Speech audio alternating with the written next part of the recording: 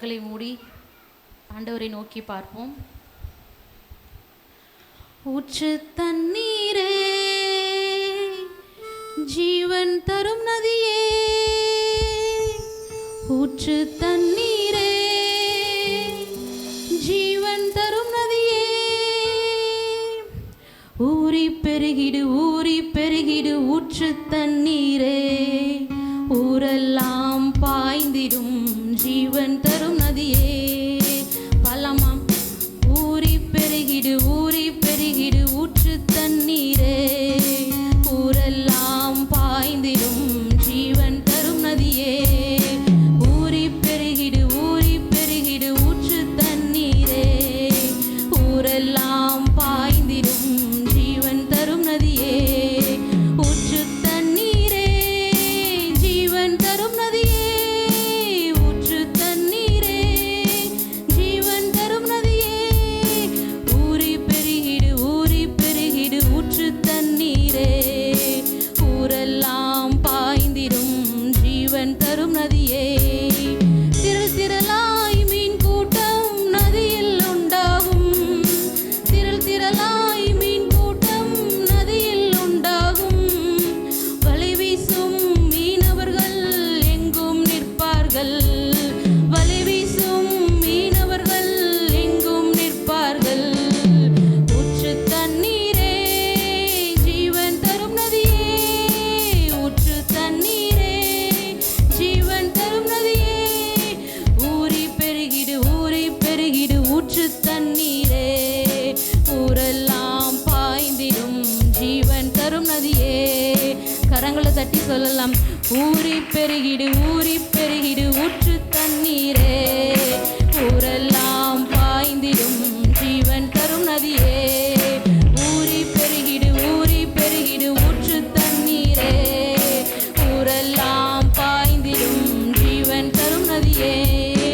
ஆரோக்கியம் உண்டாகும் போகும் இடமெல்லாம், ஆரோக்கியம் உண்டாகும் போகும் இடமெல்லாம், ஆறுதல் பெருகிடும் ஆவியானவரால், ஆறுதல் பெருகிடும் ஆவியானவரால், ஊற்று தண்ணீரே, ஜீவன் தரும் நதியே, ஊற்று தண்ணீரே, ஜீவன் தரும் நதியே, ஊற்று தண்ணீரே, ஜீவன் தரும் நதியே, ஊறி பெருகிடு ஊற்று தண்ணீரே, ஊரெல்லாம் பாய்ந்திடும் ஜீவன் தரும் நதியே, ஊறி பெருகிடு ஊற்று தண்ணீரே, ஊரெல்லாம் பாய்ந்திடும் ஜீவன் தரும் நதியே, ஊறி பெருகிடு ஊற்று தண்ணீரே, ஊரெல்லாம் பாய்ந்திடும்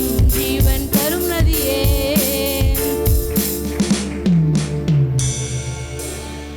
ஆண்டவரே, கடந்த வருடம் முழுவதும் எங்களை கண்ணின் மணி போல பாதுகாத்தீங்க சுவாமி. நீர் செய்த எல்லா நன்மைகளுக்கும் நன்றி. எங்கள் எல்லா தேவைகளையும் சந்திச்சிங்க ஏசப்பா, நன்றி. எங்களை பாதுகாத்தீங்க ஏசப்பா, உமக்கு கோடி நன்றி சுவாமி. இந்த வரப்போகிற புதிய ஆண்டில் கூட ஆண்டவரே, நீங்கள் எங்களை வழி நடத்துங்க. உம்முடைய இருதயத்துக்கு ஏற்றது போல வாழ எங்களுக்கு உதவி செய்யுங்க. உமக்கு பிரியமாய் வாழ எங்களுக்கு கிருபை பாராட்டுங்க ஆண்டவரே. அப்பா ஆண்டவரே, பரிசுத்தமாய் வாழுகிறதுக்கு எங்களுக்கு உதவி செய்யுங்க. அப்பா எங்களை வழி நடத்துங்க ஒவ்வொரு நாளும் ஆண்டவரே. எங்களுக்கு முன்பதாக அப்பா உங்களை நிறுத்தியிருக்கிறோம். நீங்கள் எங்கள் கரத்தை பிடிச்சி வழி நடத்துங்க சுவாமி. உம்முடைய கையில் எங்கள் ஒவ்வொருத்தருடைய வாழ்க்கையும் ஒப்படைக்கிறோம் தகப்பனே. அப்பா நீர் நடத்துங்க.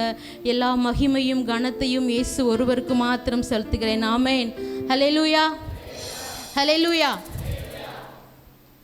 இயேசுவால் எல்லாம் கூடும். இயேசுவால் எல்லாம் கூடும்னு நீங்கள் எல்லாரும் விசுவாசிக்கிறீங்களா? ஆமென்.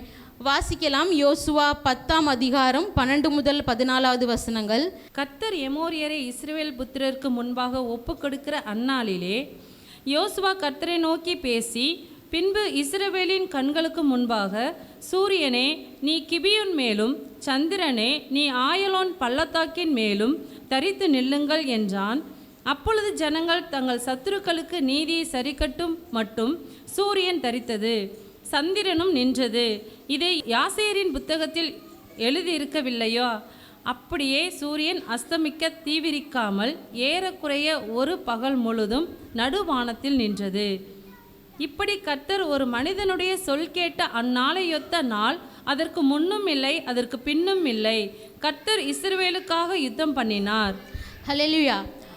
யோசுவா காலத்தில் எமோரியருக்கும் இஸ்ரேலுக்கும் ஒரு யுத்தம் நடக்குது. இஸ்ரவேல் கையில் எமோரியரை ஒப்பு கொடுக்க போகிறார் ஆண்டவர். அப்போது அந்த நேரத்தில் யோசுவாக்காக ஏசப்பா என்ன பண்ணுறாரு அப்படின்னா, யோசுவா வெற்றி பெறணுன்றதுக்காக கிமு 1451 சூரியனையும் சந்திரனையும் நகராமல் தரித்து நிற்க வைத்தார். அந்த வசனத்தை நீங்கள் வாசிச்சிங்கன்னா தெரியும். சந்திரனே நீ உன் அயலோன் பள்ளத்தாக்கின் மேலும் தரித்து நில்லுங்கள் என்றார். சூரியனும் சந்திரனும் தரித்து நின்றது. அப்போது நம்முடைய ஆண்டவர் எவ்வளோ பெரிய தேவன், நமக்காக சந்திரனையும் சூரியனையும் நிற்க வைக்க வல்லமையுள்ள தேவன். இது எப்படி முடியும்? சூரியனையும் சந்திரனையும் எப்படி நிற்க வைக்க முடியும்? இந்த செய்திக்காக நான் என்ன பேசலாம் அப்படின்னு நார்மலாக சொல்லுவாங்க, அகஸ்டின் அண்ணானா ஆண்டவர் வருகை பற்றி பேசுவா, இல்லை நான் பாவம் பண்ணாதுன்னு சொல்லுவா, இப்படியே தானே சொல்லுவாங்க. நம்ம என்ன பேசுகிறது அப்படின்னு யோசிக்கும் போது எனக்கு இந்த வசனம் தான் வந்தது. இதை வச்சு நான் என்ன பேச முடியும், இதில் என்ன சொல்ல வர்றாங்க அப்படின்றது எனக்கு ரொம்ப நான் அதிகமாக ஆண்டவர்கிட்ட கேட்கும் போது இதை நான் கொஞ்சம் படிக்க ஆரம்பித்தேன் நிறையா. எப்படி சூரியனும் சந்திரனும் நிற்க முடியும் அப்படின்னு. அப்போது நிறையா இதை சர்ச் பண்ணும்போது அதில் ஒரு விஷயத்தை நான் பார்த்தேன். வெளி கிரகங்களுக்கு, இது ஒரு உண்மை சம்பவம், வெளி கிரகங்களுக்கு கோள்களை அனுப்புவாங்க. அப்போ கோள்களை அனுப்பும் போது கம்ப்யூட்டரை வச்சு கணக்கெடுப்பாங்க, இந்த கோளை இப்போ அனுப்பணும் அப்படின்னு. அப்படி செக் பண்ணிகிட்டு இருக்கும்போது ஒரு இடத்துல கம்ப்யூட்டர் வந்து ஒர்க் பண்ணாமல் ஸ்டாப் ஆயிடுச்சு. கம்ப்யூட்டராலே ஒரு கால்குலேஷனை என்ன பண்ண முடியலன்னா பண்ண முடியல. அப்போது விஞ்ஞானிகள்லாம் சயின்டிஸ்ட்லாம் ரொம்ப வந்து யோசிக்கிறாங்க, எப்படி ஒரு நாள் எப்படி மிஸ் ஆச்சு அப்படின்னு. ஆனால் பழைய சரித்திர கதைகள்லாம் வந்துட்டு முன்பு ஒரு காலத்தில் ஒரு நீண்ட நாள் இருந்தது அப்படின்னு இருக்குது. அந்த நீண்ட நாள் இருந்ததுன்னு சரித்திரத்தில் இருக்குது. அது எப்படி உண்மையாகும் அப்படின்றது யாருக்குமே தெரியல. அப்போது ஒரு வாலிபன் சொன்னானா, அவங்க சண்டே ஸ்கூலில் அந்த அக்கா சொல்லி கொடுத்துருந்தாங்களாம், யோசுவா காலத்தில் யுத்தத்தின் டைமில் ஏசப்பா வந்து சூரியனையும் சந்திரனையும் நிற்க வச்சுருந்தாருன்னு. அப்போ என்ன பண்ணுறாங்க, இந்த யோசுவா 10ஆம் அதிகாரம் 12லேருந்து 14 வரைக்கும் ரீட் பண்ணி பார்க்குறாங்க. சூரியனும் சந்திரனும் நின்றுருக்கு அப்படின்னு வேதத்தில் போட்டிருக்கு. அப்போ அவங்க கால்குலேஷன் பண்ணும்போது 23 மணி நேரம் 20 நிமிஷம் நின்று போனதை என்ன பண்ணாங்க, கண்டுபிடிச்சாங்க. டோட்டலாக 24 ஹவர்ஸ் ஒரு நாளைக்கு அப்படின்னா 23 மணி நேரமும் 20 நிமிஷமும் நின்று போயிருக்கு அப்படின்றத கண்டுபிடிச்சிட்டாங்க. அப்போ பேலன்ஸ் 40 மினிட்ஸ் எங்கே போச்சு உங்க யாருக்காவது தெரியுமா? ஒரு நாளைக்கு 24 மணி நேரம் யுத்தத்தப்ப ஏசப்பா சூரியனையும் சந்திரனையும் நிப்பாட்டி வச்சிட்டாரு. 23 மணி நேரம் 20 நிமிஷம் அதில் இருக்குன்னு கண்டுபிடிச்சிட்டாங்க. பேலன்ஸ் 40 மினிட்ஸ் யாரோட காலத்தில் போயிருக்குன்னு உங்களுக்கு ஏதாவது கெஸ்ஸிங் இருக்கா? வாங்க.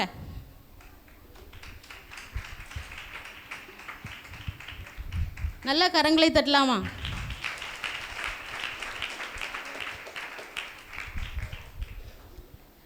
எசேக்கியா ராஜா காலத்தில் 2 ராஜாக்கள் 20ஆம் அதிகாரத்தை வாசிச்சிங்கன்னா தெரியும். எசேக்கியாவுக்கு பிளவைன்னு ஒரு நோய் வந்துடும். முதுகு தண்டுவடத்தில் பிளவின்னு ஒரு நோய் வந்துடும். அந்த நோய் வந்து அவர் மரிக்க போகிறாரு. ஏசாயா சொல்லுவார், உன் குடும்ப காரியத்தை நீ ஒழுங்குபடுத்தி நீ மரித்து போகிற அப்படின்னு. அப்போ எசேக்கியா என்ன பண்ணுவார், சுவர்புறமாக திரும்பி, ஆண்டவரே நான் உங்களுடைய பார்வைக்கு உண்மையும் உத்தமமாக இருந்தேன், நான் பண்ண நல்லதெல்லாம் நினச்சி பாருங்கள், என்னோடய ஆயுசின் வருஷங்களை கூட்டுங்கன்னு அழுது விண்ணப்பம் பண்ணுறாரு. அப்போ என்ன பண்ணுறாரு ஏசப்பா, எசேக்கியாவுக்கு 15 வருஷத்தை ஆயுசு நாட்களை கூட்டி கொடுக்குறாரு. அப்போ ஏசையா வந்து சொல்கிறாரு, உன் ஆயுசு நாட்களை ஏசப்பா வந்து கூட்டி கொடுத்துறாரு அப்படின்னு சொல்லும் போது எசேக்கியா கேட்பார். ஆண்டவர் சொல்லுவார், நீ 3ஆவது நாளில் ஆலயத்துக்கு போவ அப்படின்னு சொல்லுவார். அப்போ எசேக்கியா கேட்பார், 3ஆவது நாள் நான் ஆலயத்துக்கு போவேன் அப்படின்னா எனக்கு ஒரு அடையாளத்தை கொடுங்கன்னு கேட்பார் எசேக்கியா. அப்போ தான் ஏசாயா என்ன சொல்லுவார் அப்படின்னா, உனக்கு 10 பாகை முன்னிட்டு போகணுமா 10 பாகை பின்னிட்டு போகணுமா? பாகை அப்படின்னா டிகிரின்னு வச்சுக்கலாம், சரியா? அந்த 10 பாகை முன்னிட்டு போகணுமா 10 பாகை பின்னிட்டு போகணுமான்னு கேட்பார். அப்போது எசேக்கியா சொல்லுவார், 10 பாகை முன்னாடி போகிறது ஈஸி, அதாவது 10 மணினா 10:30 ஆகிறது ரொம்ப ஈஸி. 10 மணிலேருந்து 9:30 கொண்டு போகிறது ரொம்ப கஷ்டம். அதனால் எசேக்கியா சொல்லுவார், 10 பாகை எனக்கு முன்னிட்டு போக வேண்டாம், 10 பாகை எனக்கு பின்னிட்டு போகணுன்னு சொல்லுவார். அப்போது 1 டிகிரி அப்படின்னா பூமி வந்து 1 டிகிரி சுற்றுறதுக்கு 4 நிமிஷம் ஆகுமா. பூமி சுற்றும் போது 1 டிகிரி போகிறதுக்கு 4 நிமிஷம் ஆகும். அப்போ 10 பாகை போகிறதுக்கு 10 டிகிரி போகிறதுக்கு 40 நிமிஷம். ஆல்ரெடி யோசுவா காலத்தில் 23 மணி நேரம் 20 நிமிஷம் ஏசப்பா நிப்பாட்டி வச்சுருந்தார். எசேக்கியாவுக்காக 10 பாகை என்ன பண்ணியிருந்தார், பின்னாடி போக வச்சுருந்தார். அப்போ டோட்டலாக என்னாச்சு, 24 hours. அப்போது ஏசப்பா என்ன பண்ணியிருக்கார் அப்படின்னா, யோசுவாக்காகவும் எசேக்கியாக்காகவும் சூரியனையும் சந்திரனையும் என்ன பண்ணியிருக்காரு, நிப்பாட்டி வச்சுருக்காரு. நேரத்தையும் காலத்தையும் என்ன பண்ணியிருக்காரு, பின்னாடி போக வச்சுருக்காரு. கரங்களை தட்டி ஆண்டவருக்கு மகிமைப்படுத்தலாமா? இப்போ இந்த கால்குலேஷனை பார்க்கும்போது 24 hours கரெக்டாக வந்துருச்சு. இப்போ இதை அந்த சிஸ்டமில் ஆட் பண்ணும் போது அவங்க கால்குலேஷன் கரெக்டாக வந்துருச்சு. அப்போ நம்ம பைபிள் எவ்வளோ உண்மையானது. ஹல்லேலூயா. நம்ம பைபிளில் இருக்கிற ஒவ்வொரு விஷயங்களும் 100க்கு 100% உண்மையானது.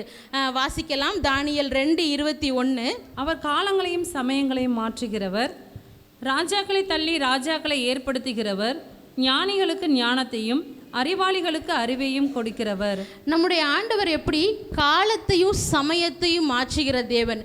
இப்படிப்பட்ட தேவன் நம்ம கூட இருக்கும் பொழுது, இப்படிப்பட்ட ஒரு மகத்துவமான தேவனை நம்ம ஆராதிக்கும் போது, இவ்வளோ வல்லமையான தெய்வம் நம்ம கூட இருக்கும்போது நம்ம என்ன பண்ண தேவையில்ல, எதை குறித்தும் பயப்பட தேவையில்லை.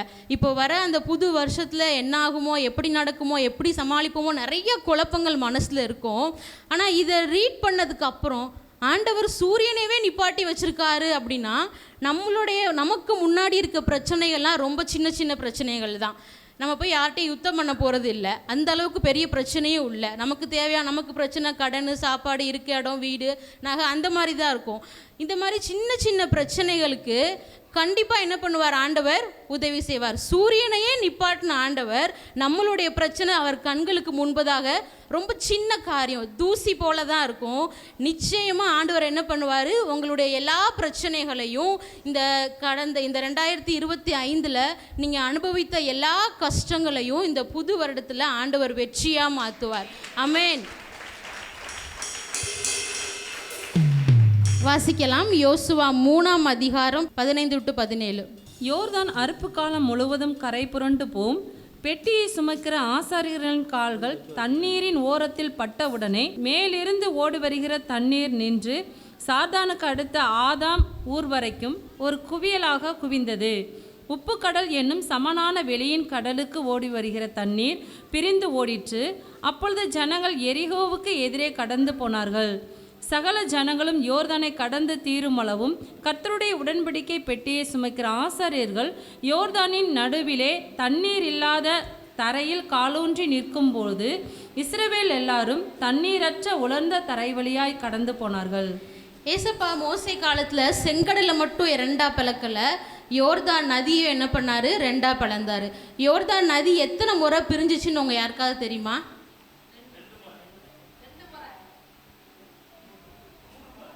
கரெக்ட்.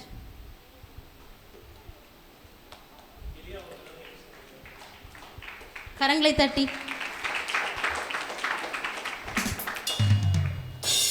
யோர்தான் நதி 3 முறை பிரிந்தது. ஒரு முறை யோசுவா காலத்தில் யோசுவா இஸ்ரேல் மக்களை கடந்து கூட்டு போகும் பொழுது யோர்தான் நதி பிரிந்தது. 2வது முறையாக எலிசா காலத்தில் எலியா அவரோட சால்வையை முறுக்கி யோர்தான் நதியில் அடிக்கும் போது யோர்தான் நதி 2ஆக பிரிந்தது. அவங்க யோர்தானை கடந்ததுக்கப்புறம் எலியா எப்படி எடுத்துக்கொள்ளப்பட்டார்? மரிக்காமல் எடுத்துக்கொள்ளப்பட்ட 2 பேர் ஏனோக்கு, எலியா. இவங்க 2 பேரும் மரிக்காமல் கல்லறைக்குள்ளேயே போகாமல் ஆண்டவரோடு எடுத்துக்கொள்ளப்பட்டவங்க. அப்போ எலியா எடுத்துக்கொள்ளப்பட்டதுக்கு அப்புறமா எலிசா யோர்தானை திரும்ப கடக்கிறதுக்கு எலியா எடுத்துக்கொள்ளப்படும் போது அவரோட சால்வை திரும்ப கீழேயே விழுந்துரும். அந்த சால்வை எடுத்து திரும்ப யோர்தான் நதியில் அடிக்கும்போது யோர்தான் நதி 2ஆக பிரிஞ்சு எலிசாவை அங்கேருந்து இந்த பக்கம் கூட்டு வர்றதுக்கு அந்த யோர்தான் நதி பிரியும். அப்போ ஆண்டவர் என்ன பண்ணுறாரு அப்படின்னா, கடலையும் 2ஆக பிரித்தார், யோர்தான் நதியும் ரெண்டா பிரிச்சாரு. இந்த இடத்துல நம்ம நினைப்போம், நமக்கு நிறைய பிரச்சனை இருக்கே, மலை போல பிரச்சனை இருக்கே, கடல் போல பிரச்சனை இருக்கே, இதுக்குள்ள நான் எப்படி கிராஸ் பண்ணி போவேன் அப்படின்னு நினைப்போம். நம்மளுடைய பிரச்சனை ஒவ்வொரு நேரத்தில் நமக்கு அந்த மாதிரி தான் தெரியும், எப்படி இதை கடக்க போகிறோம், இது என்ன பண்ண போகிறோம் அப்படின்னு. ஆனால் நம்முடைய தெய்வம் எப்படிப்பட்டவர்? கடலையும் யோர்தான் நதியையும் ரெண்டாக பிளந்தவர். நமக்கு வழி தெரியாத இடத்துல நம்மளை வழி நடத்துகிற தேவன். இதை எப்படி கிராஸ் பண்ணுவோன்ற கான்ஃபிடென்ட் நமக்கு இருக்காது, இது எப்படி என்னால் முடியுன்ற நம்பிக்கை நமக்குள்ளே இருக்காது. ஆனால் ஆண்டவர் என்ன பண்ணுவார்? எவ்வளோ பெரிய கடல் இருந்தாலும் அந்த கடலை பிரித்து வெட்டாந்தரையில் நடக்க வைக்க வல்லவராக இருக்கிறார். ஹல்லேலூயா! இப்படிப்பட்ட தெய்வத்தை நம்ம வணங்கும் போது புது வருஷத்துக்குள்ளே போகிறதுக்கு நமக்கு எந்த பயமும் வேண்டாம். ஏன்னா ஆண்டவர் நம்மளை வழி நடத்துவார். நம்ம யாரை வணங்குறோம்? உண்மையுள்ள தெய்வத்தை வணங்குறோம், அற்புதத்தை செய்கிற தெய்வத்தை வணங்குறோம். அப்படிப்பட்ட தெய்வம் நம்ம கூட இருக்கும்போது எந்த பிரச்சனையை குறித்தும், எந்த மனுஷனை குறித்தும், எந்த தேவையில்லாத காரியங்களை குறித்தும் நம்ம என்ன பண்ண தேவையில்லை, ஒரு நாளும் பயப்பட தேவையில்லை. நம்மளை வழி நடத்துகிற தேவன் ஒவ்வொரு நாளும் நம்ம கூடவே இருக்கிறாரு. எரிகோவை இடிஞ்சு உள்ள பண்ணார். எரிகோ 8 ஏக்கர் நிலம். எரிகோ 30 அடி உயரம், 20 அடி அகலம். 6 நாள் ஒரு முறை சுற்றி வராங்க. 7ஆவது நாள் 7 முறை சுற்றி வந்து ஆர்ப்பரிக்கிறாங்க. எரிகோ என்ன பண்ணுச்சு? இடிந்து விழுந்தது. எரிகோ சுவர் ரொம்ப பெருசாக இருக்கும். அந்த சுவரே ஆண்டவருடைய சமூகத்தில் நம்ம ஆர்ப்பரிக்கும் போது விழுகுது அப்படின்னா நம்மளுடைய எல்லா பிரச்சனைகளும் ஆண்டவர் சமூகத்தில் ஒரு சுக்கு நூறாய் உடைந்து நொறுங்கி விழும். ஹல்லேலூயா! நல்லா கரங்களை தட்டி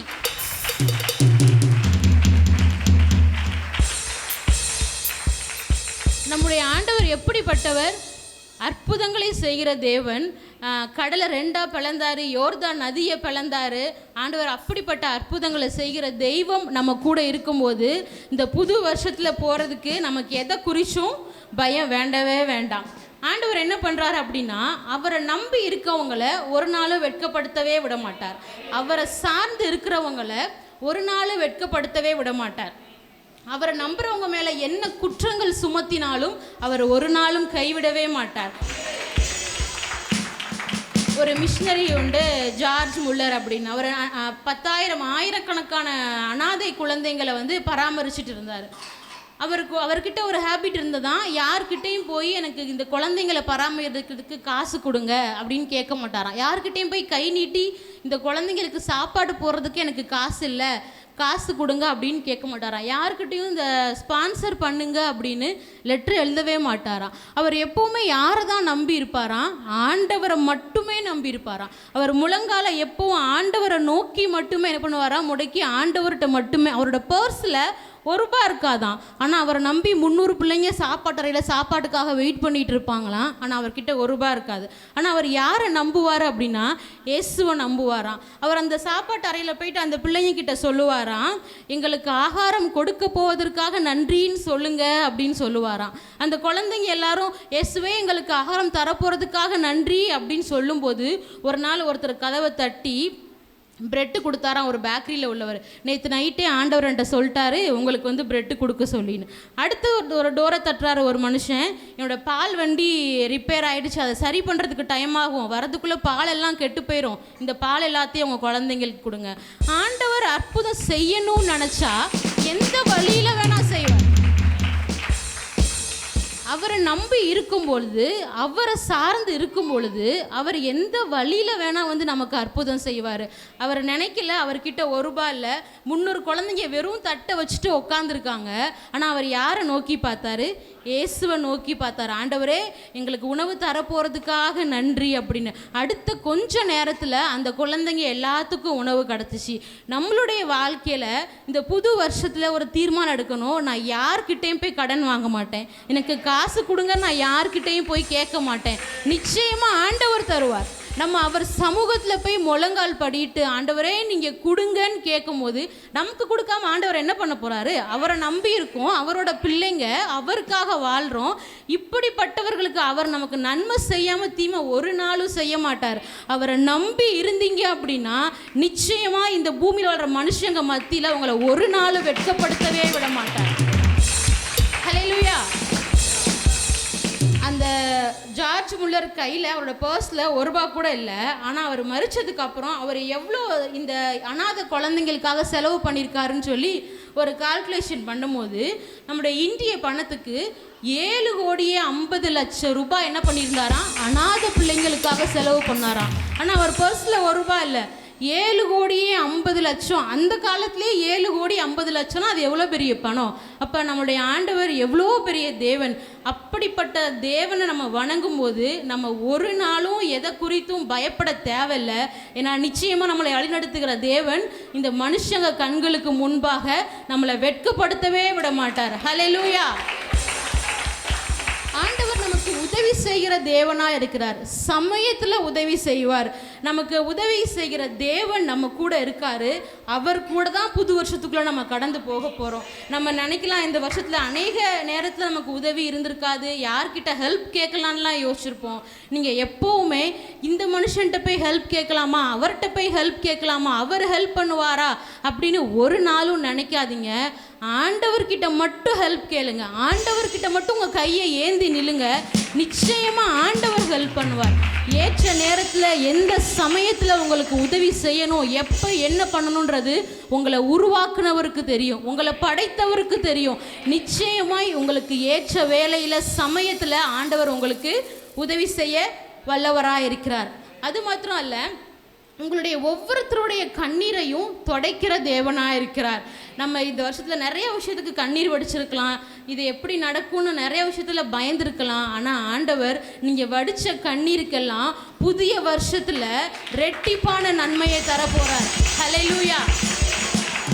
இந்த வார்த்தைகள் எல்லாம் உங்களை ஏதோ மோட்டிவேட் பண்ணணும் அப்படின்றதுக்காக அல்ல. இந்த வார்த்தை எல்லாம் சத்தியமானது. இந்த வேதத்தில் உள்ள எல்லா வார்த்தைகளும் சத்தியமானது. இதை நீங்கள் விசுவாசிக்கும் போது உங்களுடைய எல்லாருடைய வாழ்க்கையிலும் நிச்சயமாக நடக்கும். ஹல்லேலூயா. அண்ணால் அழுதாங்க, சாமுவேல் பிறந்தான். ஆகார் அழுதாங்க, தண்ணீர் துறவு கிடச்சிது. எசேக்கியார் அழுதா 15 வருஷம் கூட்டி கொடுத்தாரு. இந்த வருஷம் நீங்கள் எதுக்கெல்லாம் அழுதிங்களோ அது எல்லாத்தையும் ஆண்டவர் நிச்சயமாய் நன்மையாய் முடிய பண்ண போகிறார். ஹல்லேலூயா. நம்மளை ஒருபோதும் கைவிடாத தேவன் நம்ம கூட இருக்கிறார். ஹல்லேலூயா. நம்மளை ஒருபோதும் கைவிடாத தேவன். யோசேப்பு தன் சகோதரர்களால் என்ன பண்ணப்பட்டார், வெறுக்கப்பட்டு குழியில் போடப்பட்டார், விற்கப்பட்டார். தேவையில்லாத பழி அவர் மேலே சுமத்தப்பட்டது. அவர் சிறைச்சாலைக்கு செஞ்சார். ஆனால் அவர் எதுவுமே பண்ணலை. அவர் மேலே வீண் பழி எல்லாமே அவர்கிட்ட வந்தது. ஆனால் அவர் என்ன பண்ணார், ஒரு நாள் ராஜாவாக மாற்றப்பட்டார். நம்ம பாடு அனுபவிக்கிறதும் கஷ்டம் அனுபவிக்கிறதும் நன்மைக்காக தான். எல்லா தீமைகளையும் ஏசப்பா என்ன பண்ணுவார், நன்மையாக முடிய பண்ணுவார். வேதம் சொல்லுகிறது ஆதியாகமம் 39:21 கர்த்தர் யோசேப்போடு இருந்தார். கர்த்தர் யாரோடு இருந்தார், யோசேப்போடு இருந்தார். அவர் சிறையில் இருக்கும்போதும் தேவன் அவரை கைவிடலை. நமக்குன்னு ஒரு ரைட் டைம் இருக்கும். அந்த ரைட் டைம் வரும்போது நிச்சயமாக ஆண்டவர் நம்மளை உயர்த்துவார். நம்ம இன்னும் உயர்த்தப்படலையே, நம்ம வாழ்க்கை இன்னும் இப்படியே இருக்கே, நான் இன்னும் அதே பொசிஷனில் தான் இருக்கேன், அப்படி இல்லவே இல்லை. நிச்சயமாக ஆண்டவர் ஒரு நாள் நம்முடைய வாழ்க்கையை உயர்த்துவார். நம்மளுடைய சபையை ஒரு பெரிய சாட்சி. நம்ம இந்த அல்லம்பட்டியில் சர்ச்சு ஸ்டார்ட் பண்ணும்போது ஒரு சின்ன வீடு, ஒரு ஹாலு ஒரு கிச்சன் அப்படி இருக்கிற ஒரு வீட்டில் தான் ஸ்டார்ட் பண்ணோம். இடம் பத்தலை. தேவனை ஆராதிக்கிறதுக்கு மக்கள் உட்கார்றதுக்கு இடம் பத்தலை. அதுக்கப்புறம் என்ன பண்ணோம், அதை விட கொஞ்சம் ஒரு பெரிய வீடு, அந்த மொட்டை மாடியில் கூரை செட்டு போட்டு நம்ம ஆண்டவரை ஆராய்ச்சிட்டு இருந்தோம். அது எப்படின்னா, அந்த மாடியில் ஃபுல்லாக ப்ளூ ஸ்க்ரீனு ஃபுல்லாக ஃப்ளவராக வச்சு அது ஒரு கூரை செட்டுன்ற மாதிரியே தெரியாது, ஃபுல்லாக அழகாக இருக்கும் ப்ளூ கலரில்.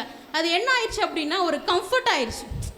ஓகே, எல்லோரும் உட்கார்றதுக்கு இடம் கரெக்டாக இருக்குது அப்படின்னா அதுலேயே கொஞ்ச நாள் போயிட்டே இருந்தது. ஏன்னா சர்ச்சுக்கு இன்னொரு இடம் வாங்கணும், இதை விட பெருசாக கெட்டணுன்ற அந்த உணர்வு வரல. ஏன்னா இது பார்க்க கம்ஃபர்ட்டாக இருந்தோடனே அந்த கம்ஃபர்ட்டுக்குள்ளேயே இருந்து அப்படியே பழகிடுச்சு.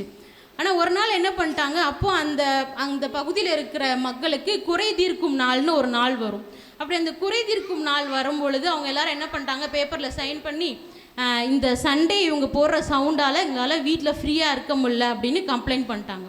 நம்மகிட்ட நல்லா பேசுவாங்க பக்கத்து வீடு எய்த்த வீடு எல்லோரும். ஆனால் ஒரு நாள் என்ன பண்ணாங்க, எல்லோரும் சைன் பண்ணி கம்ப்ளைண்ட் கொடுத்துட்டாங்க. அப்போது ஒரு சண்டே சர்வீஸ் நடந்துகிட்ருக்கு, 2 போலீஸ் வர்றாங்க. வந்து கூப்பிட்றாங்க. அப்போ சொன்னாங்க, நாங்கள் சண்டே சர்வீஸ் முடிச்சுட்டு ஆஃப்டர்நூன் வரோம் அப்படின்னு. மத்தியானம் போய் அந்த போலீஸ் ஸ்டேஷனில் பார்த்து பேப்பரில் எழுதி கொடுத்துட்டு வந்துட்டாங்க, நாங்கள் சீக்கிரமாக காலி பண்ணிடணும். சீக்கிரமாக காலி பண்ணிடுவோம், ஆனால் சபை கட்டுறதுக்கு இடம் இருக்கா? எதுவுமே இல்லை. அதுக்கப்புறம் ஆண்டவரை நோக்கி பார்த்து, அதுக்கப்புறம் ஆண்டவர் இடம் கொடுத்து இவ்வளோ பெரிய ஆலயத்தை தேவன் கொடுத்தார்.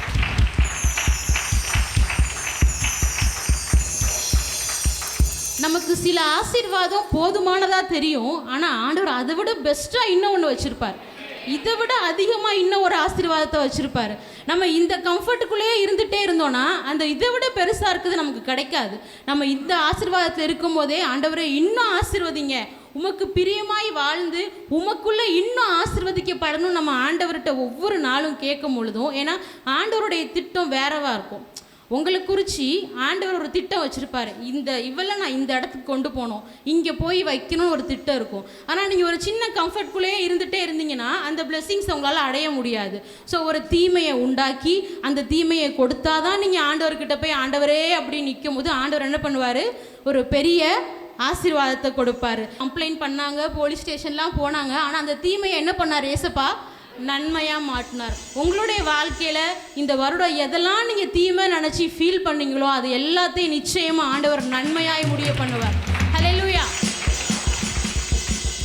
ஆண்டவர் நம்மளை வழி நடத்துவார். செங்கடலை ரெண்டாக பிளப்பார். யோர்தான் நதியை பிரித்த தேவன், சூரியனையும் சந்திரனையும் நிற்க வைக்கிற தேவன், அவரை நம்புகிறவரை ஒரு நாளும் கைவிடாத தேவன், நம் கண்ணீரை துடைக்கிற தேவன். இப்படிப்பட்ட தேவன் நம்ம கூட இருக்கும் பொழுது நம்ம புது வருஷத்தில் ரொம்ப ஹாப்பியாக, ரொம்ப சந்தோஷமாக, எதை நினச்சும் பயமே இல்லாமல் என்ன பண்ணலாம்? புது வருஷத்துக்குள்ளே போகலாம்.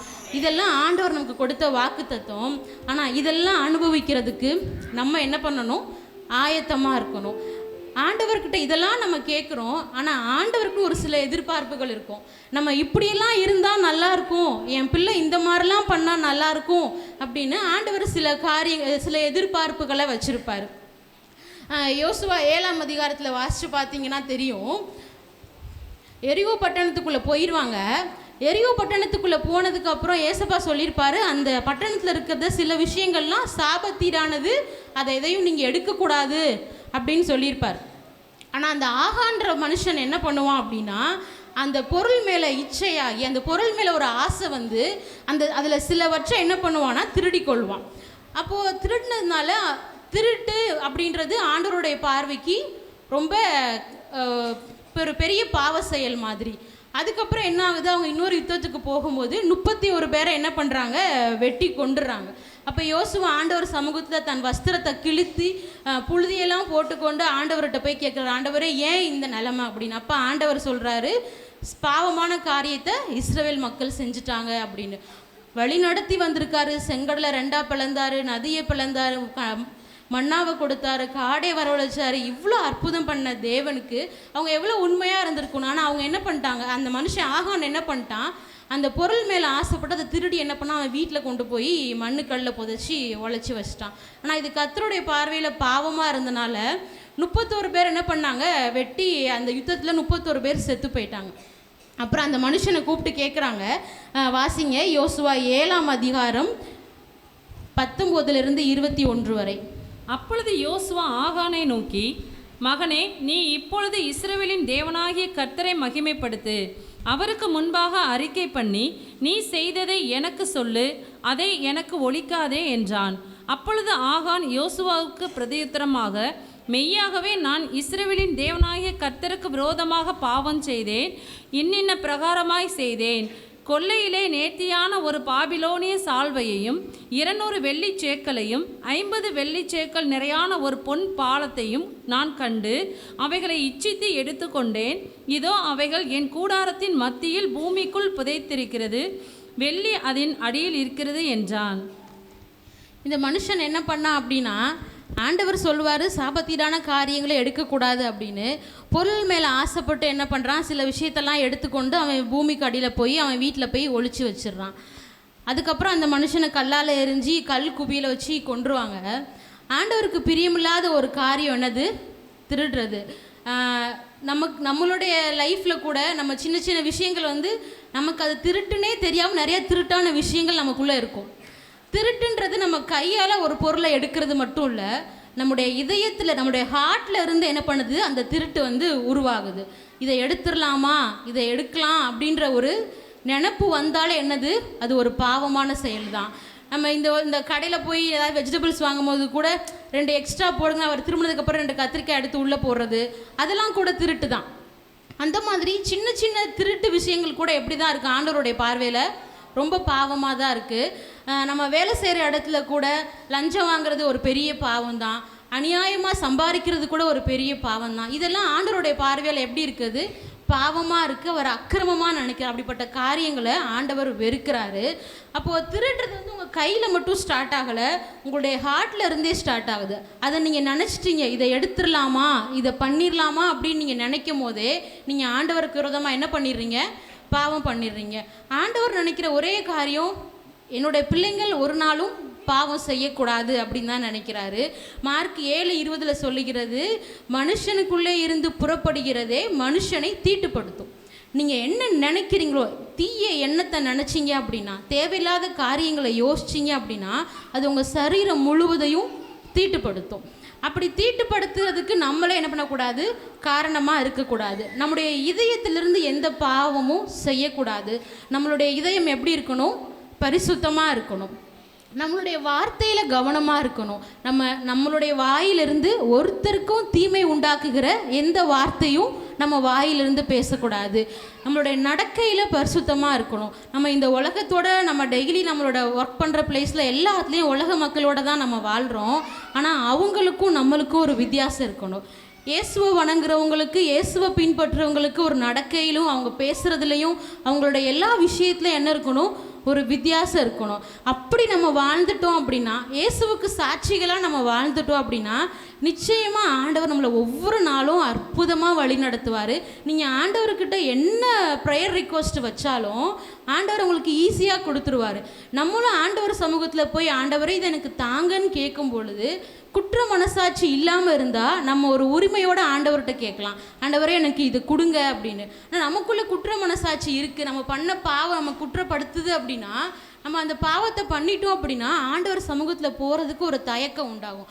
ஆண்டவர் மன்னிக்க தயப்படுத்துவார், ஆண்டவர் நிச்சயமாக எல்லா பாவத்தையும் மன்னிப்பார் தான்.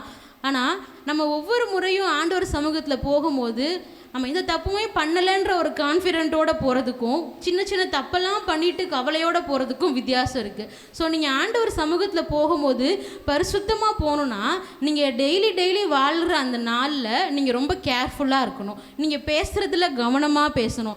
யாரை குறித்தும் எந்த புறணியான வார்த்தைகளும், அவங்க ஒருத்தர் இருக்காங்கன்னா அவங்கள ஃபேஸ் டு ஃபேஸ் நம்ம பேசலாம். ஆனால் அவங்க அந்த இடத்துல இல்லைன்னா நம்ம அவங்கள பற்றி பேசவே கூடாது. அவங்க தப்பு பண்ணியிருக்கலாம், அவங்க கெட்டது தான் பண்ணியிருப்பாங்க, ஆனாலும் அவங்க அந்த இடத்துல இல்லை அப்படின்னா நம்ம அவங்கள பற்றி பேசக்கூடாது. இதெல்லாம் கிறிஸ்தவ வாழ்க்கைக்கு ஒரு சாட்சியானது. இப்போ உலகத்தோடு நம்ம ஒன்றா வேலை பார்க்கும்போது ஒருத்தரை பற்றி ஒருத்தர் பேசுவாங்க. அப்போ நம்ம ஆண்டவருடைய பிள்ளைகள் என்ன பண்ணணும், அவங்க இல்லை, அவங்கள பற்றி பேசக்கூடாது அப்படின்னு நம்ம சொன்னோன்னா நம்ம அந்த இடத்துல யாரை மகிமைப்படுத்துகிறோம், ஆண்டவருடைய நாமத்தை மகிமைப்படுத்துகிறோம். நம்ம வாயிலிருந்து யாரை பற்றியும் தீமையான வார்த்தைகள் என்ன பண்ணக்கூடாது, வரக்கூடாது. கடவுளுக்கு விரோதமான எந்த பாவத்தையும் நம்ம செய்யக்கூடாது.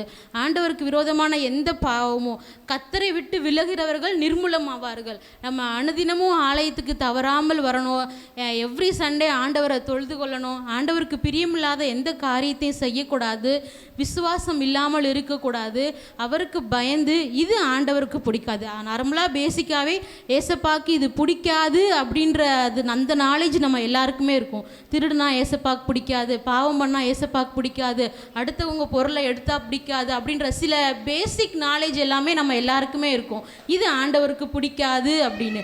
அப்படி பிடிக்காதுன்னு இருக்க எந்த ஒரு காரியத்தையும் என்ன பண்ணக்கூடாது, நம்ம ஒரு நாளும் பண்ணவே கூடாது. நம்ம பரிசுத்தமாக வாழ்ந்தால் மட்டும்தான் ஆண்டவர் நம்மளை ப்ளஸ் பண்ணுறதுக்கு ஈஸியாக இருக்கும். நம்ம பாவத்தோட கரையோடு வாழ்ந்தோம் அப்படின்னா நம்மளை ஆண்டவர் என்ன பண்ண முடியாது, ஆசீர்வதிக்க முடியாது. பரிசுத்தமாக வாழ்ந்தால் ஆசீர்வாதம் ஓகே, பரிசுத்தமாக வாழ்ந்தால் தான் பரலோகமும் போக முடியும். பரிசுத்தமாக வாழ்ந்தால் மட்டும்தான் நம்மளுடைய ஆண்டவருடைய வருகையில் எடுத்துக்கொள்ளப்பட முடியும். பரிசுத்தமாக வாழலை அப்படின்னா, இந்த பூமியில் நம்ம கைவிடப்பட்டு விட்டுட்டோம் அப்படின்னா அதை தாங்கிறதுக்கு நம்மளால் நிச்சயமாக முடியவே முடியாது. நம்ம கூட இருக்கவங்களாம் போயிடுவாங்க, நம்ம போகலாம். அதை கொஞ்சம் நினச்சி பாருங்கள் உங்கள் மைண்டில். நம்ம கூட பக்கத்தில் சர்ச்சில் உட்காந்தவங்க போயிட்டாங்க, நம்ம போகல அப்படின்னா அது எவ்வளோ பெரிய வேதனை. 7 வருஷம் உபத்திரவ காலத்தில் நம்மளால் வாழ முடியுமா? அப்போ அதுக்கு என்ன தேவை? பரிசுத்தமாக வாழணும். பரிசுத்தமாக வாழ்கிறது ஸ்டார்டிங்கில் கொஞ்சம் கஷ்டமாக தான் இருக்கும். நம்மளுக்கு அது ஈஸியாகவே இருக்காது. ஐயோ இதை பண்ணணுமா அதை பண்ணணுமான்னு இருக்கும். ஆனால் ஒன்ஸ் நம்ம பரிசுத்தமாக வாழ்ந்துட்டோம் அப்படின்னா அது நமக்கு அப்படியே அடாப்ட் ஆகிடும். நம்ம அது பண்ணலாம், நமக்கு ஒரு மாதிரி இருக்கும். நம்ம அப்படியே டெய்லி என்ன பண்ணலாம்? பரிசுத்தமாக வாழ்ந்துகிட்டே இருக்கலாம் ஆண்டவருக்காக. நமக்குள்ளே எப்போவுமே ஒரு வைராக்கியம் இருக்கணும். நான் இயேசுவுக்காக பரிசுத்தமாக இருப்பேன். இந்த உலக மக்களோடு வாழும்போது எனக்கும் அவங்களுக்கு ஒரு டிஃப்ரென்ஸ் இருக்கும். நான் இயேசுவின் பிள்ளை, நான் இயேசுவை வணங்குறேன், இயேசுவின் பிள்ளை, நான் இப்படி தான் இருப்பேன். நமக்குன்னு சில கட்டளைகள் இருக்கும், சில கற்பனைகள் இருக்கும். அதன்படி தான் நம்ம ஃபாலோ பண்ணணும். உலகத்தோடு போய் நம்ம ஒத்து வாழ்ந்தோம் அப்படின்னா நமக்கு கிடைக்க வேண்டிய ஆசீர்வாதமும் கிடைக்காது, நம்மளால் பரலோகத்துக்கும் போக முடியாது. அப்போது ஆண்டவர் நம்மளை வழி நடத்துகிறார், நமக்கு எல்லா தேவைகளையும் தர்றாரு. ஆனால் அவர் எதிர்பார்க்குற ஒரே விஷயம், அவர் விருப்பப்படுறபடி நம்ம வாழ்ந்தோம் அப்படின்னா நம்மளுடைய வாழ்க்கையில் ஆண்டவர் எல்லாமே தரதுக்கு ரொம்ப ஈஸியாக இருக்கும். ஆண்டவர் சந்திரனையும் நட்சத்திரத்தையும் நிப்பாட்டுறாரு. இது இவ்வளோ பெரிய வல்லமை படைத்த தேவன் நம்ம வணங்குறோம். அப்படிப்பட்ட தேவனை நம்ம வணங்கும் போது அவருக்கு உண்மையாக, அவருக்கு பயந்து, அவருக்கு கீழ்ப்படிந்து, பாவத்தை கண்டு விலகி ஓடி வாழ்ந்தோம் அப்படின்னா நிச்சயமாக ஏசப்பா என்ன பண்ணுவார்? நம்ம எல்லாரையும் ஆசீர்வதிப்பார். இந்த 2025 நீங்கள் எதுக்கெல்லாம் பயந்தீங்களோ, நீங்கள் யோசிச்சு பாருங்கள். வீட்டில் போய் இந்த 2025 எதெல்லாம் நான் ஆண்டவருக்கு விரோதமாக பண்ணியிருக்கேன்றதை ஒரு லிஸ்ட் எடுங்க. யாரை பற்றியாவது போய் பேசியிருக்கீங்களா? யாரை பற்றியாவது குற்றப்படுத்திருக்கீங்களா? யார் கூடயாவது பேசாமல் இருக்கீங்களா? இதாவது என்னென்னலாம் நீங்கள் பண்ணீங்கன்றதை யோசித்து பார்த்து ஒரு லிஸ்ட் எடுங்க. இந்த எந்த பாவத்தையும் நான் அந்த புதிய வருஷத்தில் பண்ணக்கூடாது. இந்த பாவத்தை இதோட ஆண்டவர்கிட்ட மன்னிப்பு கேட்டு மனம் திரும்பி, ஆண்டவரே நம்மளால் பாவம் செய்யாமல் வாழணும்னு நினச்சா முடியாது. ஆண்டவரோட உதவி இருந்தால் மட்டும்தான் நம்மளால் பாவம் செய்யாமல் வாழ முடியும். நம்ம நினைக்கலாம் இருதயத்தில், நான் பாவம் செய்யக்கூடாது, நான் இது பண்ண மாட்டேன், இது பண்ணக்கூடாதுன்னு நினைக்கலாம். நம்மளுடைய மாமிசம் என்ன பண்ணாது? அதுக்கு ஒத்துக்காது. அது எப்படினாலும் அந்த பாவத்தை நம்மளை போய் பண்ண வச்சிரும். அப்போ நமக்கு யாருடைய உதவி தேவை? பரிசுத்த ஆவியானவரின் உதவி இருந்தால் மட்டும்தான் நம்மளால் பாவத்தை மேற்கொள்ள முடியும். பரிசுத்த ஆவி நம்ம இடத்துல இல்லை அப்படின்னா நம்மளால் பாவத்தை மேற்கொள்ள முடியாது. எப்போ நீங்கள் ஒரு பாவத்தை பண்ணிட்டு இது நான் பாவம் பண்ணிட்டேன்னு நீங்கள் உங்கள் இருதயத்தில் ஒரு குற்ற மனசாட்சி, ஒரு குற்ற உணர்வு வருதோ, அப்போ உங்களுக்குள்ளே பரிசுத்த ஆவியானவர் இருக்கிறாருன்னு தான் அர்த்தம். எப்போ நீங்கள் பாவம் பண்ணும் போதெல்லாம் பரவாயில்லன்ட்டு போகிறீங்களோ, அப்போ உங்ககிட்ட பரிசுத்த ஆவியானவர் இல்லை அப்படின்னு அர்த்தம். நீங்கள் பாவம் பண்ணிவிட்டு இந்த பாவத்தை நான் பண்ணிட்டேன்னு நீங்கள் ஃபீல் பண்ணிட்டீங்க அப்படின்னா ஹோலி ஸ்பிரிட் உங்க கூட இருக்கார், இன்னும் நீங்கள் மனம் திரும்பிடலாம். ஆனால் பாவம் பண்ணும்போது பாவ உணர்வு உங்களுக்குள்ளே வரலை, அந்த பாவத்தை நீங்கள் அசால்ட்டாக டெய்லி பண்ணிகிட்டே இருக்கீங்கன்னா ஹோலி ஸ்பிரிட் உங்கள்கிட்ட ரொம்ப தூரமாக போயிட்டாருன்னு அர்த்தம். அப்போது நீங்கள் என்ன பண்ணுங்கள்? இந்த பாவத்தெலாம் நான் 2026 பண்ணக்கூடாது. நான் ஆண்டவருக்காக பரிசுத்தமாக வாழணும். ஆண்டவர் எனக்கு வச்சிருக்கிற எல்லா பிளெஸ்ஸிங்ஸ்க்கும் நான் தான் காரணம். நான் அந்த பிளெஸ்ஸிங்ஸ் தடையாக, என்னோடய பாவம் ஒரு பெரிய தடையாக இருந்துடக்கூடாது. என்னோடய எல்லா பாவத்தையும் மன்னிங்கன்னு நீங்கள் ஆண்டவர்கிட்ட ஒப்புரவாகிட்டு ஆண்டவருக்கு நன்றி செலுத்தணும். இந்த வருடம் முழுதும் நம்மளை பாதுகாத்தார், நன்றி.